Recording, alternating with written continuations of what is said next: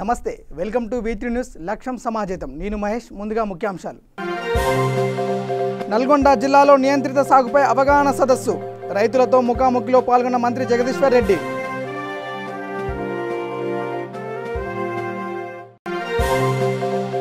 మెదక్ జిల్లాలో మంత్రి హరీష్ రావు పర్యటన నర్సాపూర్లో చెరువు పూడికతీత పనుల పరిశీలన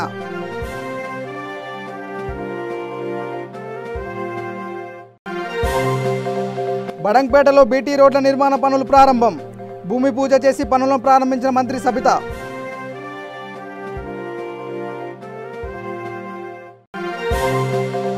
సూర్యాపేట జిల్లాలో రోడ్డు ప్రమాదం బైక్ను ఢీకొట్టిన కారు ఒకరు మృతి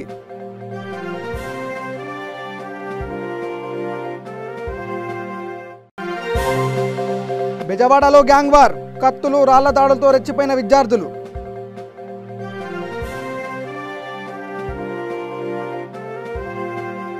ఇక డీటెయిల్స్లోకి వెళ్తే నల్గొండ జిల్లా నగరకల్లో నియంత్రిత సాగుపై రైతులతో నిర్వహించిన ముఖాముఖిలో మంత్రి జగదీశ్వర్ రెడ్డి పాల్గొన్నారు. ఈ కార్యక్రమంలో మంత్రి మాట్లాడుతూ రైతులను రాజులను చేయాలనే ఉద్దేశంతో ముఖ్యమంత్రి కేసీఆర్ నూతన వ్యవసాయ పద్ధతిని అమలు చేశారని అన్నారు. నియంత్రిత సాగు విధానం తీసుకొచ్చి సాహసోపేతమైన నిర్ణయం తీసుకున్నారని కొనియాడారు. ఈ గిట్టుబాటు ధర సాధించాలన్నా పండిన పంట ప్రతి గింజ ప్రతి వస్తువు ప్రతి ఉత్పత్తి మార్కెట్లో అప్పుడు పోవాలన్నా మార్కెట్కు సరిపోయే పద్ధతుల్లో మనం పంటలు పండించాలన్నా రైతు సంఘటితం కావాలి. ఈ కార్యక్రమం యొక్క మొదటి పని రైతును సంఘటితం చేయడం. గతంలో ఎవరైనా చేసిందంటే తెలంగాణలో కాదు, భారతదేశంలో కాదు, ప్రపంచంలోనే ఎవరు చేయలేదు ఇప్పటి వరకు ఇంత సాహసవంతమైన చర్య, ఇంత ధైర్యంతో ప్రపంచంలో చేసిన పాలకులు ఎవరు లేరు. మొదటిసారి కేసీఆర్ ఆ ధైర్యం చేసి ఇట్లా ఇంకా ముందు అనుమానాలు ఉన్న విషయాల్లో పోలేదు. ఎంతో ధైర్యం ఉంటే, ప్రజలపైన ఎంతో విశ్వాసం ఉంటే, చేసే పని పట్ల ఎంతో చిత్తశుద్ధి ఉంటే తప్ప ఈ పని పూనుకోవడం ఒకసారి ఈజీ పని కాదు. పూల రవీంద్ర గారు మాజీ శాసనమండలి సభ్యులు వేదిక మీద రావాల్సింది కోరుతున్నా. చేయలేమనుకుంటారు శ్రీధర్. నిజమే ముఖ్యమంత్రి గారికి ఈ ఆలోచన ఎందుకు వచ్చింది, ఎందుకు చేయాలి? వాస్తవానికి ఏ ప్రభుత్వం చేయని పని, రైతులు కూడా అడగండి, ప్రపంచంలో ఎవరు లేదు, ఎవరు వడ్డీ పట్టింది ఇంటి పట్టింది, మనకు ఎందుకు చేయాలి, మనం ఎందుకు చేయాలి, మన ముఖ్యమంత్రి గారు ఎందుకు చేయాలి? ఎందుకు చేస్తున్నారు అని అంటే ముఖ్యమంత్రి కూడా ఒక రైతు కాబట్టి, ముఖ్యమంత్రి స్వయంగా రైతు కాబట్టి, ఒక రైతుగానే తెలంగాణ ఉద్యమాన్ని ప్రారంభించిండు, ఒక రైతుగానే తెలంగాణ రాష్ట్రాన్ని సాధించిండు. ఈ 6 సంవత్సరాల పరిపాలన మొత్తం రైతుల కొరకే చేసింది.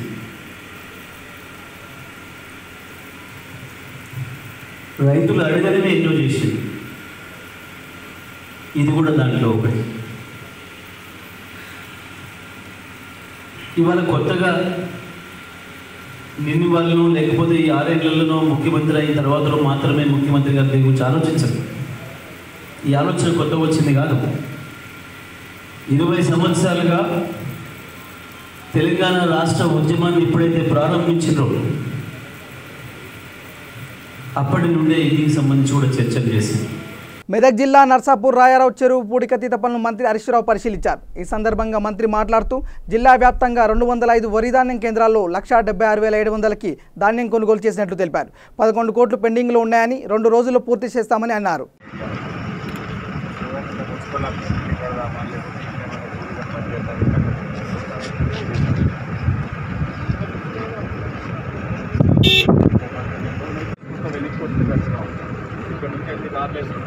వడ్ల కొనుగోలు కేంద్రాలని జిల్లా వ్యాప్తంగా ఇటు ఐకేపీ అటు ప్యాక్స్ సొసైటీలు కలిపి 205 కొనుగోలు కేంద్రాలు పెట్టడం జరిగింది.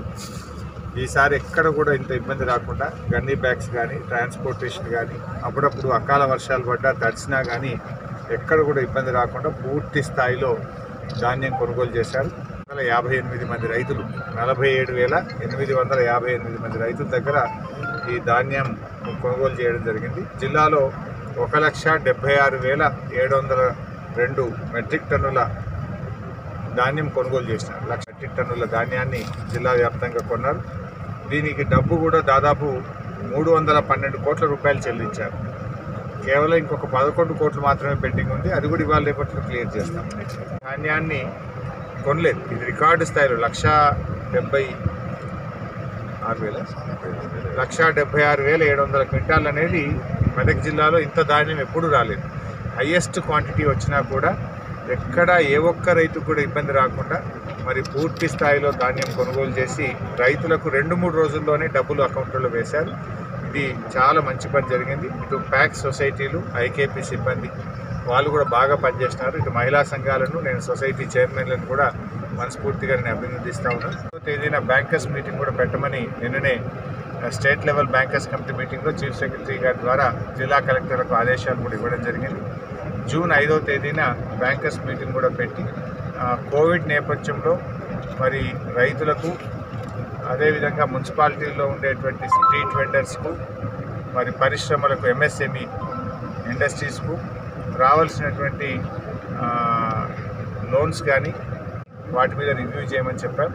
అదేవిధంగా ఈ రుణమాఫీ, రైతు రుణమాఫీ కూడా మరి దాని మీద డీటెయిల్గా రివ్యూ చేసి ప్రతి రైతుకు కూడా 25,000 రూపాయలు ఏకకాలంలో మాఫీ చేయాలని మన ముఖ్యమంత్రి గారు నిర్ణయించడం జరిగింది. కోట్ల రూపాయలు ప్రభుత్వం విడుదల చేసింది. ఆ డబ్బులను సకాలంలో రైతుల అకౌంట్లలో పడే విధంగా కూడా కలెక్టర్ గారిని రివ్యూ చేయాల్సింది కోరుతా ఉన్నా. సో బ్యాంకర్స్తోనే 5వ తేదీ మీటింగ్ చేసి ఈలోపు ఈ జిల్లాలో ప్రతి రైతుకు కూడా రుణమాఫీ డబ్బులు సకాలంలో అందే విధంగా చూడాలని కోరుతున్నాం. బడంగ్పేట మున్సిపల్ కార్పొరేషన్ పరిధి 31వ డివిజన్లోని బాలాజీనగర్ మరియు 5వ డివిజన్లోని వినాయక హిల్స్ కాలనీలో 89 లక్షల రూపాయల నిధులతో బీటీ రోడ్ల నిర్మాణ పనులకు విద్యాశాఖ మంత్రి సబితా ఇంద్రారెడ్డి శంకుస్థాపన చేశారు. ఈ కార్యక్రమంలో బడంగ్పేట మున్సిపల్ కార్పొరేషన్ మేయర్ పారిజాత నరసింహారెడ్డి, డిప్యూటీ మేయర్ ఇబ్రాహిం శేఖర్, రామిడి రామరెడ్డి, బోయపల్లి దీపికా శేఖర్ రెడ్డి తదితరులు పాల్గొన్నారు. తెలంగాణలో అన్ని ప్రాంతాలు అభివృద్ధి చెందుతున్న నేపథ్యంలో గౌరవ ముఖ్యమంత్రి గారు, గౌరవ మంత్రివర్యులు కేటీఆర్ గారు పట్టణ ప్రాంతాల మీద ఎక్కువ అటెన్షన్ ఇవ్వడం జరిగింది. దాన్ని దృష్టిలో పెట్టుకొని మున్సిపల్ కేటాయిస్తూ డెవలప్మెంట్ చేయాలనేది గౌరవ ముఖ్యమంత్రి గారి ఆదేశం.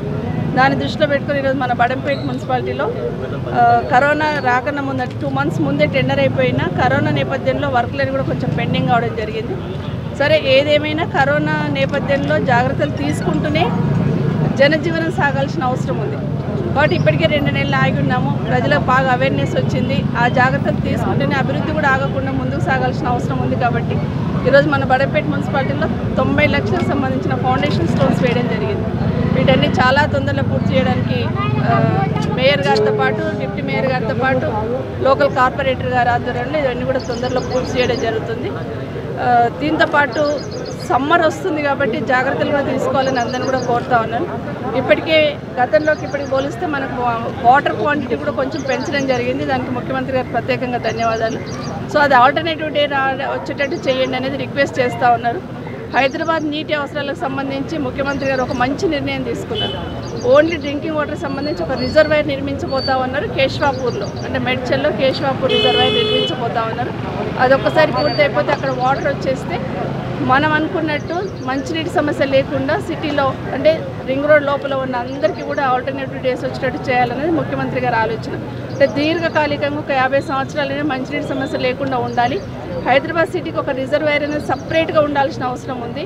ఎక్కడి నుండి అక్కడి నుండి తీసుకొచ్చే బదులు ఇక్కడ ఏదైనా సమస్య ఎమర్జెన్సీ వస్తే ఈ రిజర్వాయర్లో నీటి నిల్వలో ఒక 2 నెలలకు సరిపోయినంత ఉండాలి అనే ఆలోచనతో శాశ్వతమైన పరిష్కారం చేసే దిశగా ముఖ్యమంత్రి గారు అడుగులు వేస్తూ ఉన్నారు. అది అయిపోతే ఈ మంచినీటి సమస్య కూడా తీరడానికి అవకాశం ఉంటుంది. మరి రేపు 1st నుండి కూడా పట్టణ ప్రగతి కార్యక్రమం మరోసారి స్టార్ట్ చేయబోతా ఉన్నాం. మనందరికీ తెలుసు, గ్రామీణ ప్రాంతాలలో పల్లె ప్రగతి ఏ విధంగా ఇప్పటికీ చేస్తూ ఉన్నారు. గ్రామాలలో ఎక్కడ రోడ్డు పైన ఒక చిన్న చెత్త కనిపించదు. రోడ్డు పైన అసలు ఏమాత్రం డ్రైనేజ్ ప్రాబ్లం లేకుండా చూస్తూ ఉన్నారు. ప్రతి గ్రామ పంచాయతీలో శ్మశాన వాటిక కానీ, నర్సరీ కానీ ఇవన్నీ కూడా చేస్తూ ఉన్నాము. ప్రతి గ్రామ పంచాయతీకి ఒక ట్రాక్టర్ ఇవ్వడం, అంటే దేశంలో ఏ రాష్ట్రంలో కూడా ఇలాంటి గ్రామ పంచాయతీకి ఇంత బలోపేతం చేసిన రాష్ట్రము ముఖ్యమంత్రి గారు ఎవరు లేదు, కేసీఆర్ తీసుకున్న నిర్ణయం. ఇప్పుడు పట్టణ ప్రగతి మీద ఫోకస్ చేయడం జరిగింది. పట్టణ ప్రగతిలో కూడా అదేవిధంగా ప్రతి కాలనీ కూడా ప్రభుత్వంతో పాటు లోకల్ బాడీతో పాటు కాలనీ అసోసియేషన్లు కూడా ఇక్కడ స్ట్రాంగ్గా ఉంటారు కాబట్టి దయచేసి ఇన్వాల్వ్ కావాలని కోరుతా ఉన్నాను. ప్రభుత్వం డిక్లేర్ చేసిన పట్టణ ప్రగతిలో మీరు కూడా భాగస్వామ్యమై అంటే గ్రామాలలో గ్రామ ప్రజలు గ్రామ సర్పంచ్ గారు ఎట్లా ఇన్వాల్వ్ అయ్యి ఉన్నారో దయచేసి ఇక్కడ కూడా కాలనీ వాసులు అందరూ ఇన్వాల్వ్ అయ్యి మా కాలనీ చాలా నీట్గా ఉంది, మా కాలనీ మీద చెత్త వేయము, మా కాలనీ మీద రోడ్డు ఆక్యుపై చేసి ఇండ్లు కట్టుకోము అనేది ఎవరంతలో వాళ్ళు నిర్ణయం చేసుకోవాల్సిన అవసరం ఉంది. పార్కులు కాపాడుకుంటూ వాటర్ వేస్ట్ పోకుండా ఉండేటట్టు గ్రీనరీ బాగా పెంచేటట్టు అనేది కాలనీ వాసులు శ్రద్ధ తీసుకుంటేనే ఇది చేయగలుగుతాం. కాబట్టి దయచేసి ఆ శ్రద్ధ తీసుకోమని రిక్వెస్ట్ చేస్తూ ఉన్నాను. దీంతోపాటు గౌరవ మంత్రి గారు మున్సిపల్ శాఖ మంత్రి కేటీఆర్ గారు ఒక కార్యక్రమం తీసుకోవడం జరిగింది. ప్రజాప్రతినిధులందరూ కూడా ప్రతి ఆదివారం 10 గంటలకు 10 నిమిషాలు కేటాయించండి అని నేను కూడా మా ప్రజాప్రతినిధులందరికీ కూడా కార్పొరేటర్స్ కానీ లీడర్స్ని కానీ కాలనీ వాసులందరూ కూడా రిక్వెస్ట్ చేస్తూ ఉన్నాను. మీరందరూ కూడా మీ ఇళ్లలో ప్రతి సండే 10 గంటలకి 10 నిమిషాలు కేటాయించండి. అదొక చెట్టు ఎండిపోయి ఉంటుంది, కట్ చేసి పెట్టండి. లేదంటే తొట్ల చెట్లు ఉంటాయి, నీళ్ళు పోసుంటాం, తొట్లలో నీళ్ళు నిలబడి ఉంటాయి, తీసేసే ప్రయత్నం చేయండి. ఎందుకంటే లార్వా నిలవడానికి ఉండడానికి ఎలాంటి ఆస్కారం లేకుండా చేసుకోవాల్సిన అవసరం ఉంది. ఆ దిశగా మీరందరూ కూడా ప్రయత్నం చేయాలని కోరుతాం. సూర్యాపేట జిల్లా నాగారం మండలం పనిగిరి గ్రామంలో రోడ్డు ప్రమాదం చోటు చేసుకుంది. కారు బైకును ఢీకొట్టిన ఘటనలో బైకుపై వెళ్తున్న 2 యువకులలో ఒకరు మృతి చెందగా మరొకరి పరిస్థితి విషమంగా ఉంది. క్షతగాత్రుని హాస్పిటల్కి తరలించి చికిత్స అందిస్తున్నారు. ఘటనా స్థలానికి చేరుకున్న పోలీసులు కేసు నమోదు చేసి దర్యాప్తు చేస్తున్నారు.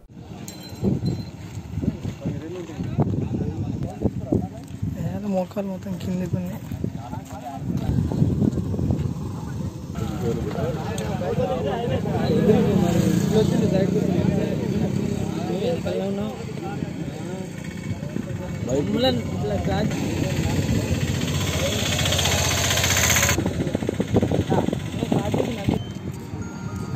విజయవాడలో కాలేజీ విద్యార్థులు రెచ్చిపోయారు. నడి రోడ్డుపై కత్తులు రాళ్ల దాడులతో వీరంగం సృష్టించారు. పడమటలో 2 విద్యార్థి గ్రూపుల మధ్య వివాదం తలెత్తడంతో పరస్పరం దాడులకు తెగబడ్డారు. దీంతో పలువురు గాయపడ్డారు. వారిని ఆసుపత్రిలోకి తరలించారు. ఈ దాడులతో స్థానికంగా భయాందోళనలు నెలకొన్నాయి. కాగా ఈ గ్యాంగుల్లో రాజకీయ పార్టీల నేతల అనుచరులు ఉన్నట్టు తెలుస్తుంది. ఈ విద్యార్థుల ఘర్షణకు యనమల కుదురులోని 2 కోట్ల విలువైన భూమి కారణమని తెలిసింది. ల్యాండ్ డీల్కు సంబంధించి 2 గ్రూపులు జోక్యం చేసుకోవడంతో వివాదం మొదలైనట్టు తెలుస్తుంది. ఈ నేపథ్యంలోనే 2 గ్రూపులకు చెందిన సుమారు 30 మందికి పైగా కాలేజీ విద్యార్థులు కత్తులు కర్రలతో పరస్పరం దాడులకు తెగబడ్డారు. దీంతో పలువురు గాయపడ్డారు. వీరిలో 2 పరిస్థితి విషమంగా ఉన్నట్లు సమాచారం.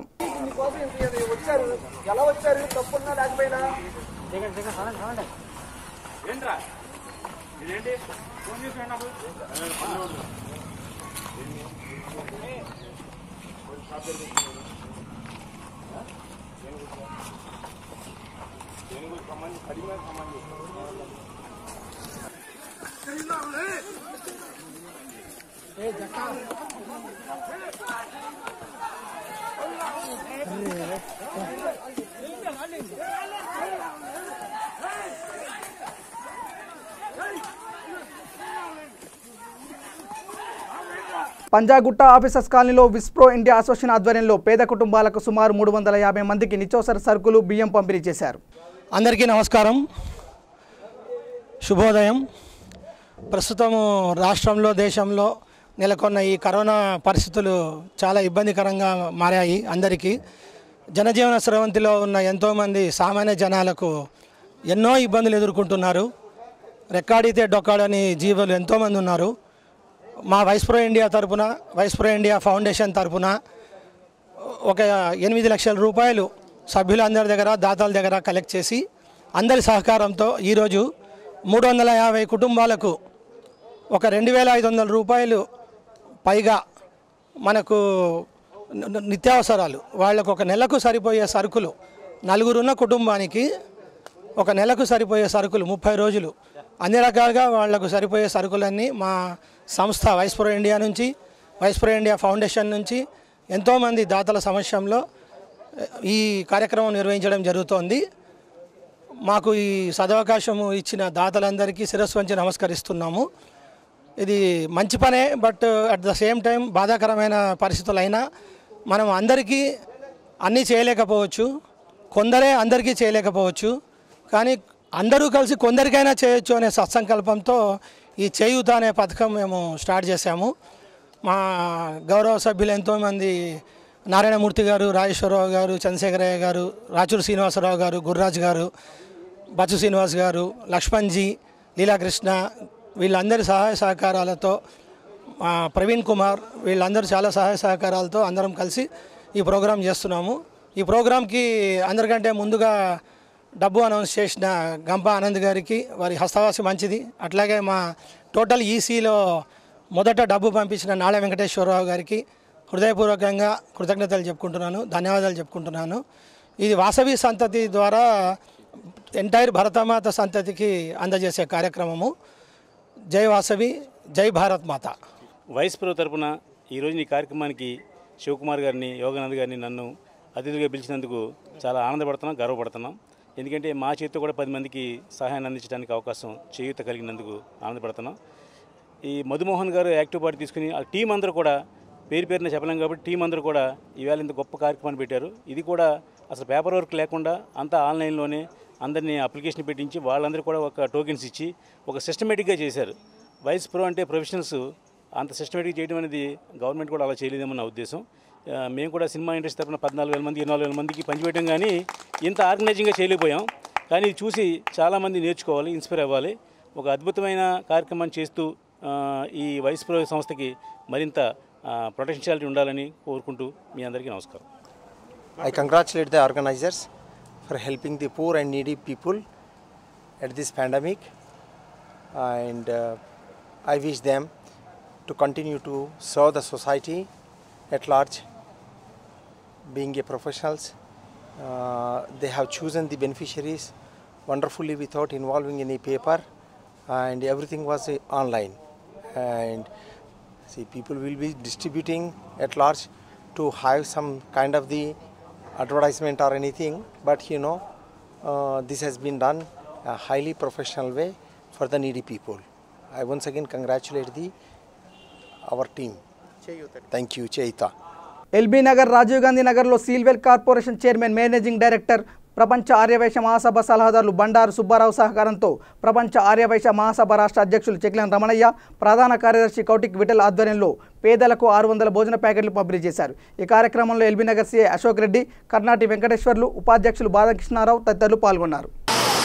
కరోనా మహమ్మారితో ప్రభుత్వ ఆదేశాలతో బాధపడుతూ ప్రతిరోజు దినసరి కూలీలు, వలస కూలీలకు ఆకలి మంటలు తీర్చడానికి ప్రపంచ ఆర్యవైశ్య మహాసభ తెలంగాణ రాష్ట్ర శాఖ ముందుకొచ్చి ఏప్రిల్ 4వ తారీఖు నుండి ప్రతిరోజు కూడాను 2000 ప్యాకెట్ల చొప్పున ప్రతి ఒక్కరికి పర్సనల్గా కలుచుకుంటూ దాదాపు ఒక 5-6 బ్యాచ్లుగా వివిధ పోలీస్ స్టేషన్ పరిధులలో ప్రతిరోజు ఇవ్వడం జరిగినది. ఆ విధంగా మొదటి లాక్డౌన్ 14వ తారీఖు పూర్తవుతున్న సందర్భంగా 14వ తారీఖు వరకు ప్రతిరోజు కూడాను 2000 ప్యాకెట్లు చొప్పున 22,000 ప్యాకెట్లను డిస్ట్రిబ్యూట్ చేయడం జరిగినది. దాని తర్వాత 16 ఏప్రిల్ నుండి 31 మే వరకు మా ప్రపంచ ఆర్యవైశ్య మహాసభ సలహాదారులు, సీల్వెల్ కార్పొరేషన్ సిఎండి గారైన బండారు సుబ్బారావు గారి స్పాన్సర్ చేయగా ప్రతిరోజు 1000 ప్యాకెట్ల చొప్పున 12 మే నుండి ప్రతిరోజు 600 ప్యాకెట్ల చొప్పున మొత్తం మేము 63,300 ప్యాకెట్లను ఈరోజు వరకు డిస్ట్రిబ్యూట్ చేయడం జరిగినది. ఈ 63,300 ప్యాకెట్లలో కూడా సగర్వంగా చెప్పచ్చు, ఏ ఒక్క ప్యాకెట్ కూడా మిస్యూజ్ కాకుండా బాధితులకు, దినసరి కూలీలకు, వలస కూలీలకు మేమే పర్సనల్గా నిలబడి మేము ప్రాణాలకు తెగించి ప్రతి ఒక్కరికి ఇండివిజువల్గా ఇవ్వడం జరిగినది.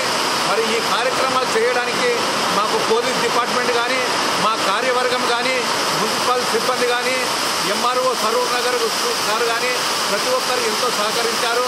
వారందరికీ సందర్భంగా పేరున ధన్యవాదాలు.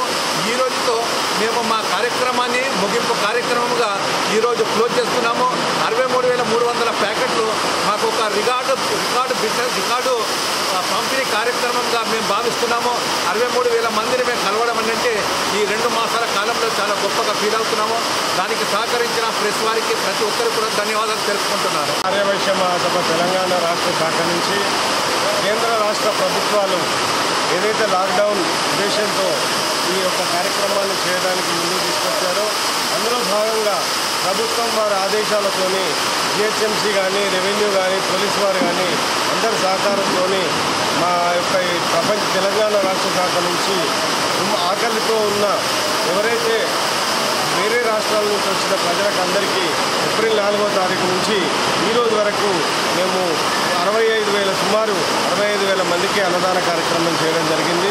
సిద్దిపేట జిల్లాలోని కుకునూరుపల్లి పోలీస్ స్టేషన్ పరిధి కొడకొండ్ల వద్ద రోడ్డు ప్రమాదం సంభవించింది. హైదరాబాద్ నుంచి సిద్దిపేట వైపు వెళ్తున్న సిలిండర్ల లోడ్ వెళ్తున్న లారీ అదుపు తప్పి ముందు వెళ్తున్న మరో లారీని ఢీకొట్టింది. ఈ దుర్ఘటనలో లారీ డ్రైవర్ క్యాబుల్ని ఇరుక్కుపై చనిపోయాడు. కొట్టపాక మండల పరిధిలో ఆనంద నిలయం ఉద్దాసమ సమీపంలో బోర్వెల్స్ లారీ బోల్తాపడింది. ఈ ప్రమాదంలో 6 వ్యక్తులకు తీవ్ర గాయాలయ్యాయి. క్షతగాత్రులను చికిత్స నిమిత్తం సమీప ఆసుపత్రికి తరలించారు. బాపురావు అని గ్యాస్ బండి డ్రైవరు మామూలుగా రోడ్డు మీద పోతుంటే సడన్ ముందర ఏ వెహికల్ తెలియదు, ఒక వెహికల్ కొట్టుకొని చనిపోవడం జరిగింది. ఆయన ప్రాపర్ వైజాగ్, ఇక్కడ హైదరాబాద్ బతకడానికని వచ్చిండు. కాబట్టి ఇప్పుడు ఆయనకు వెనక ముందు ఏం ఆధారం లేదు. ఆయన ఇద్దరు, ఒక కొడుకు ఒక కూతురు, వాళ్ళు రోడ్డు మీద పడ్డారు. ఆయన జీవనార్థం డ్రైవర్ చేసుకొని బతకడం. ఆయన రోడ్డు మీద పడ్డాడు కాబట్టి ఆయనకు ప్రభుత్వం తరఫున ఏమన్నా సాయం చేయాలని మేము డ్రైవర్ల తరఫున మేము కోరుకుంటున్నాం. జనగామ జిల్లా లింగాల గణపురం మండలం ఎనబావి గ్రామంలో station Ghanpur MLA Thatikonda Rajaiah CM KCR చిత్రపటానికి పాలాభిషేకం చేశారు. అనంతరం నెల్లుట్ల ఫౌండేషన్ ఆధ్వర్యంలో గూడెం గ్రామంలో లాక్డౌన్ కారణంగా ఉపాధి కోల్పోయిన 50 మంది నిరుపేద కుటుంబాలకు బియ్యం, నిత్యావసర సరుకులు పంపిణీ చేశారు. అనంతరం ఎమ్మెల్యే మాట్లాడుతూ గత ప్రభుత్వాల పాలనలో చెరువులో చుక్క నీరు లేక వ్యవసాయం చేయలేని పరిస్థితుల్లో రైతులు వలస కూలీలుగా మారారని, టీఆర్ఎస్ ప్రభుత్వం వచ్చిన తర్వాత రైతును రాజుగా చేయాలనే లక్ష్యంతో సీఎం కేసీఆర్ రైతుల పక్షపాతిగా అనేక సంక్షేమ పథకాలను రైతులకు అందించారని అన్నారు. నెల్లుట్ల ఫౌండేషన్ ద్వారా దాని ఫౌండర్ నెల్లుట్ల రవీందర్రావు గారు రిటైర్డ్ టీచర్, సేవా దృక్పథంతో తన వంతు సాయం చేయాలనే ఉద్దేశంతో లాక్డౌన్ మొదలైనప్పటి నుంచి ఇప్పటి వరకు దాదాపు 20 గ్రామాలలో 850 మందికి వ్యక్తిగతంగా మరి బియ్యము, కూరగాయలు, సరుకులు 5 రోజులకు సరిపోయే విధంగా వారు ప్రణాళిక సిద్ధం చేసుకుని ముందుకెళ్లడం వారిని హృదయపూర్వకంగా నేను అభినందిస్తున్నా.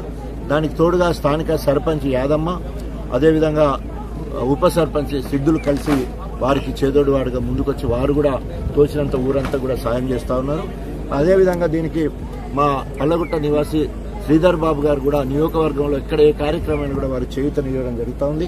వారికి మా మండల కమిటీ ముఖ్యంగా నాగేందర్ గారు మొత్తం మండలంలో అన్ని వర్గాల ప్రజలకు చేరే విధంగా వారికి తోడుగా ఎంపీపీ జయశ్రీ గారు, భాగ్యమ్మ గారు, ముఖ్యమైన ఎంపీటీసీలు, సర్పంచ్లు అందరూ కలిసి గొప్పగా నాకు చేదోడు వాదోడుగా నేను చేసేదానికంటే నేను చేసినని చెప్పుకోవడం కంటే మేమందరం కలిసి గొప్పగా గణపురం నియోజకవర్గంలో దాదాపు 35,000 మందికి పైగా మరి ఈరోజు నిత్యావసర సరుకులు కావచ్చు, బియ్యం కావచ్చు, కూరగాయలు కావచ్చు, వివిధ వర్గాలకు సంబంధించిన ప్రజలకు సమకూర్చడం జరిగింది.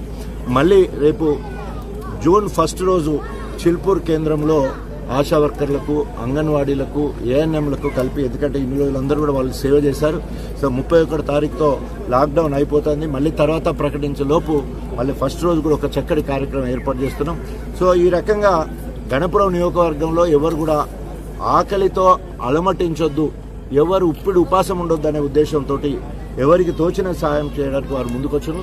సో రాజకీయ పార్టీల ఖచ్చితంగా అనేక మంది ముందుకొచ్చిన మరి దాతలందరికీ హృదయపూర్వకంగా అభినందనలు తెలియజేసుకుంటూ సెలవు తీసుకుంటాం. ఏనేబాయి హామ్లెట్ గ్రామం పిట్టలోని గ్రామంలో ఈరోజు నెల్లుట్ల ఫౌండేషన్ 20వ కార్యక్రమాన్ని దిగ్విజయంగా నిర్వహించి ముగింపు సమావేశాన్ని కూడా చేసుకున్నది.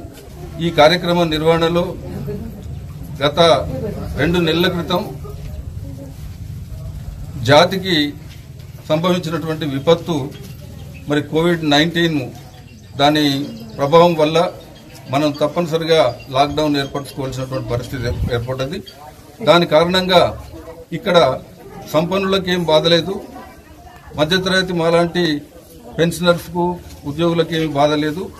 కానీ ఎటొచ్చి దారిద్ర్య రేఖకు దిగువనున్నటువంటి ఒక 30% ఈ దేశంలో ఉన్నటువంటి వాళ్ళు అటు రెక్కాడితే కానీ డొక్కాడదు. మరి ఆ పరిస్థితుల్లో వాళ్ళు బయటికి వెళ్లలేక, మరి వాళ్ళు వృత్తులు చేసుకోలేక ఎంతో ఇబ్బందులకు ఎదురైనటువంటి పరిస్థితుల్లో పెద్దలు రాష్ట్ర ముఖ్యమంత్రి వర్యులు మరి చంద్రశేఖరరావు గారు ఇచ్చినటువంటి పిలుపుని అందుకొని ఈ రాష్ట్రంలో ఎవరు కూడా తిండి లేదు అని ఉపవాసం ఉండొద్దు అనేటువంటి దానికి వచ్చి వారు ఇచ్చిన పిలుపు మేరకు తోటివాడికి సాయం చేయండి, మీకున్నది ఆదుకోండి అని చెప్పడం వల్ల మరి ఆపత్కాలంలో మరి కొంతమందిని ఆదుకోవాలనేటువంటి ఉద్దేశంతో నేను 29 మార్చి నాడు ఈ కార్యక్రమాన్ని ప్రారంభం చేయడం జరిగింది. 29 మార్చి నాడు అనాథ బాలలకు వర్ధనాశ్రమం దనగాంలో వాళ్లకు మరి 10,000 రూపాయలు ఇవ్వడం అనేటువంటి కార్యక్రమంతో ప్రారంభమైంది. ఆ తర్వాత జరిగినటువంటి అన్ని కార్యక్రమాలు ఈ రోజుతో ముగుస్తున్నాయి. లింగాలగన్పూర్ బేసిక్ గా తీసుకొని లింగాలగన్పూర్ ప్రామాణికంగా తీసుకొని మరి ఈ కార్యక్రమాలను నిర్వహించాం.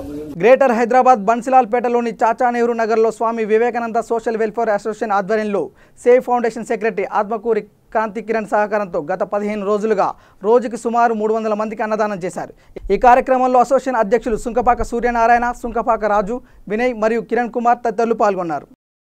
బులెటిన్ ముగించే ముందు హెడ్లైన్స్ మరోసారి. నల్గొండ జిల్లాలో నియంత్రిత సాగుపై అవగాహన సదస్సు, రైతులతో ముఖాముఖిలో పాల్గొన్న మంత్రి జగదీశ్వర్ రెడ్డి.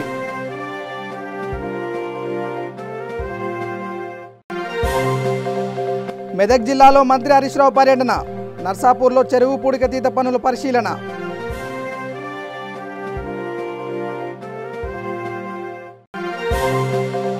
బడంగ్పేటలో బీటీ రోడ్ల నిర్మాణ పనులు ప్రారంభం, భూమి పూజ చేసి పనులను ప్రారంభించిన మంత్రి సబితా.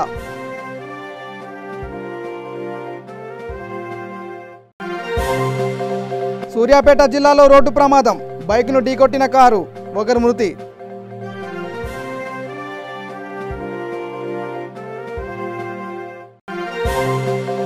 బెజవాడలో గ్యాంగ్ వార్, కత్తులు రాళ్ల దాడులతో రెచ్చిపోయిన విద్యార్థులు.